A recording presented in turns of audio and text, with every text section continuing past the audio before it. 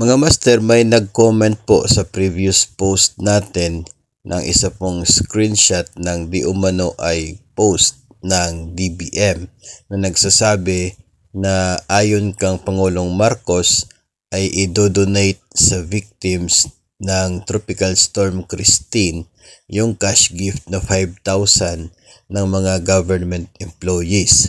So, marami po yung na-stress dahil po sa screenshot na ito at marami din po akong natanggap na mga message na nagpapadala po nito. So, tiningnan ko rin po sa post ng DBM sa kanila pong Facebook at wala naman pong nakapaloob doon na sinabi na katulad po nito na wala naman pong post si DBM na nagsasabi na order ng Pangulo na i-donate yung 5,000. So, it means na hindi po legit ang ganitong post na sinasabing galing sa DBM. It means na hindi po totoo na i-donate sa mga flood victims o mga typhoon victims yung 5,000 na cash gift para sa lahat ng mga empleyado ng gobyerno. Yun naman pong ibang mga empleyado na kahit po hindi tinamaan ng bagyo ay mayroon din naman po sila mga pangangailangan at mayroon pong separate na pagkukunan ng pondo ang gobyerno intended to provide aid or tulong para sa mga nabiktima ng Typhoon Christine. So it means na huwag po tayong ma-stress sa mga ganito po. Kapag may mga nakikita tayo na katulad po nito na pinopost sa Facebook o kino-comment o kaya ay sinishare sa mga group chats po natin, agad po nating tingnan yung account na sinasabing nag-post.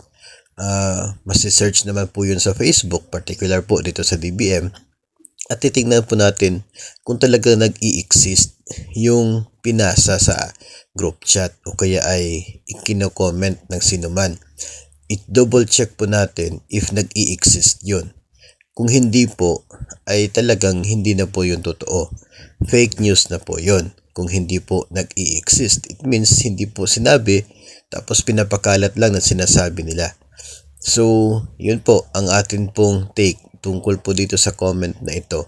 Wala pa naman pong nangyari sa naalala ko po sa loob ng ilang taon being part of the government. Wala pa naman pong nangyari na i-donate ng kusa ng gobyerno yung buong benefit ng mga empleyado for particular victims. Kung may mga ganito po ay voluntary naman, based po sa kagustuhan ng bawat isa at hindi po idinadaan sa DBM yung pangungulekta ng voluntary contribution if meron pong ganon. Hindi po yon dinideduct ni DBM, hindi po sa wini-withhold yung pagbibigay ng benefits kung may ganon po na order or kaya ay mandate. So, sa atin dito ay wala po tayong nakikita na post ng DBM na nagsasabi na i-donate yung 5,000 na cash gift. So, wag po tayong maniwala kaagad. Ugaliin po na mag-double check at mag-fact check sa mga ganito po na mga impormasyon o kaya ay chismis na nakikita po natin sa social media. Kasi mahirap po yung panahon ngayon, marami po mga kumakalat na kung ano-ano na wala naman pong katotohanan. So let's make it a habit na i-double check at tingnan talaga kung legit yung mga pinopost o kaya ay nasi-share sa mga group chats natin bago tayo maniwala.